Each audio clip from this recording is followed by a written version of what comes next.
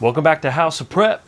It's really good to be here. Good to see you guys. I'm glad that you guys are still watching. I'll see you in the comments here in a little while. But it's Thursday morning. Haven't done one of these in a bit. Want to talk about different things, food shortages, price increases, some things that I've noticed over the holidays. I took a trip over Christmas. Had the kids. We went down to Florida and spent some time down there with the fam. Walked the beach on Christmas Day and all that fun stuff. While I was here, I live here in Tennessee, just outside of Nashville. While I was gone, there had been a really bad cold front. A lot of you will remember that. Some of you up north here, further up north as well, and even it reached down into Florida. It got low, cold at night. But the cold temperatures got down into the negatives with negative wind chills, super cold. So I bypassed that. Didn't plan it that way. It just happened. There was snow and frozen streets and ice and all kinds of crazy stuff. I got back on the tail end of it right after Christmas, and like you typically do when you get back, you try to run to the grocery store to get a few things. Since you'd been gone for a while, you want to restock some of your perishables. Got to the store, started going up some of the aisles. The first major thing I had noticed were eggs. Obviously, when there's bad winter storms or cold fronts that come through, what do people run out and buy? Milk, eggs, bread. Well, they had the milk and they had the bread. Zero eggs, though. Literally none. Eggs had kind of already been a problem leading up to the holidays. I don't know how many of you have experienced that, but it had already kind of been an issue. How about those egg prices? Whoa!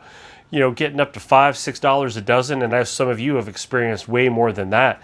Jump in the comments. Let me know some of your holiday shopping experiences, maybe some of your egg experiences. Throw them in the comments and then come back later and read everybody else's comments. That's what we'd like to do here on Thursdays when I do a Thursday video. But yeah, the eggs were gone. People were coming up and down the aisle, and everybody was making a comment about the eggs. But me, being who I am, trying to be prepared. Even when I'm going on vacation, I still want to be prepared when I get back. Who's been on vacation and worried that that's the time something's going to happen? Well, that's me most of the time. About 95% of the time, something happens when I'm away from home. Whether it was the Nashville, remember the big explosions they had a few Christmases back and things, and I was out of town. It could be bad weather, could be a whole list of things. If I'm out of town, there's something's going to happen. So I did have eggs in my refrigerator. I was just going to go ahead and get my backups because, when you go out of town, you don't want to stock way up on a lot of perishables because nobody is home to eat them up. And yeah, you can freeze things and you can manipulate things, you can do things. But typically, when I go out of town, we just let stocks dwindle down, the perishables just a little bit. And then I'll have some when I get back. Just out of habit. Didn't even think twice. Always have something at home ready for me when I walk in the door. Because you may need it. You might need it for a week. You don't know. You don't know what you're going to walk home to from a bad storm, ice storm. For all I knew, it could have been worse. And storms could have came through and just closed down the trucking and stores shut down. And I may have had to been here for days and without going to the store. Now, yes, there's the preps, and could I have had, Spam for breakfast or a can of green beans for breakfast? Oh, yeah, we're not going to starve. But if you want eggs and bacon, it's nice to have that stuff kind of prepared or prepped. You can freeze things and have things in the freezer to pull out. We didn't lose power here. A lot of people were in the rolling power outages. How many of you experienced that? The Nashville area, a lot of them had 30-minute windows that they would black out the power of certain areas, and they would at least let them know ahead of time, hey, this is your area, maybe 7 p.m. 7 p.m. is yours. From 7 to 7:30, you won't have power. People that I've spoke with, and we talked, my wife talked to some of her friends, most of the time their temp would only maybe go down about a degree in that half-hour span, so no one really suffered, and that's, thank God, that's great. No one, but it shows you the strain on our power grids. Who remembers the Texas storms back, a memory ago?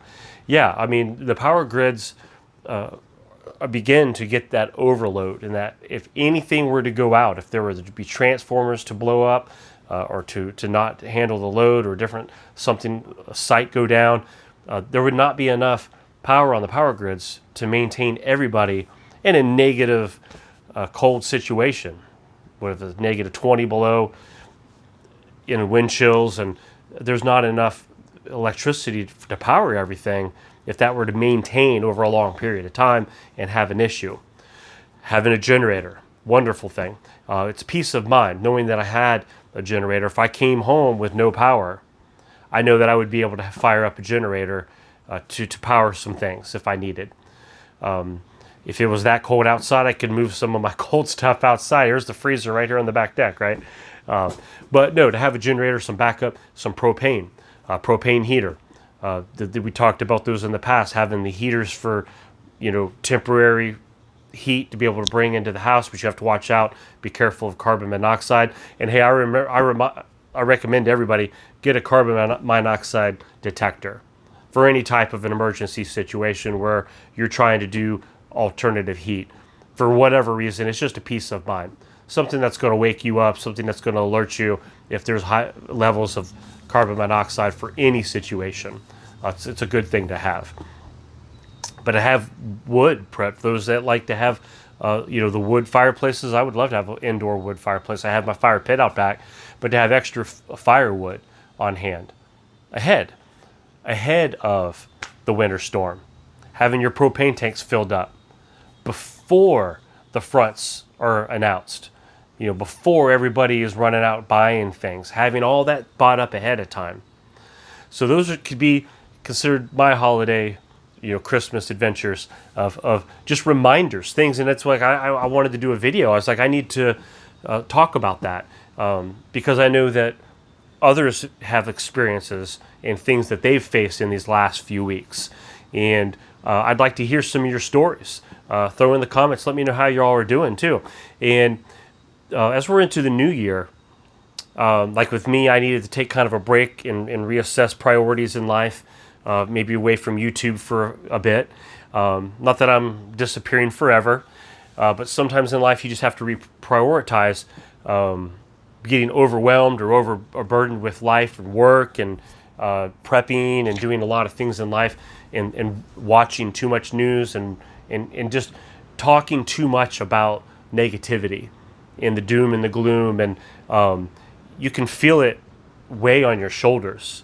So sometimes it's okay to take a step back. Now, if you take a step back, I hope you don't unsubscribe. I hope you stay subscribed here at House of Prep, and hit the thumbs up button if you don't mind. It's been a while since you had to get the dust off of that thumbs up button for House of Prep, and maybe it's a little rusty, put a little WD-40 on it, but the thumbs up, hopefully it still works. Maybe some of you got unsubscribed in the last month or two. Hey, jump back in. I'd like to still touch base with you guys from time to time. And as things of this world unfold, it's nice to know I'm part of a small community of things that we know we can talk to each other, we can encourage each other, we can pass information back and forth to each other. And just know that you're not alone. And I know that I'm not alone. I like sometimes coming on here just to be reminded of all the wonderful people and all the friends that I have out here, that's encouraging, that's uplifting, and to see that they're going through the same things that I do in life. And that's what it's all about.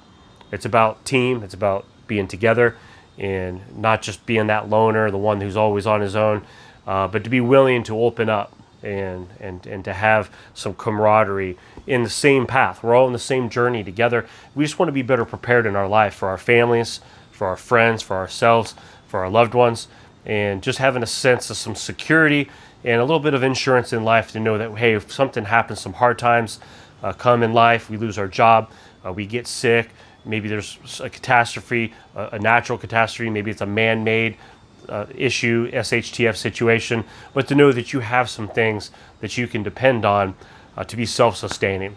And that's what we're here for. But anyway, I hope you all have a great rest of the day. It's good to see you guys. I'm super pumped up about doing this video, and I will talk to you all later. Bye now.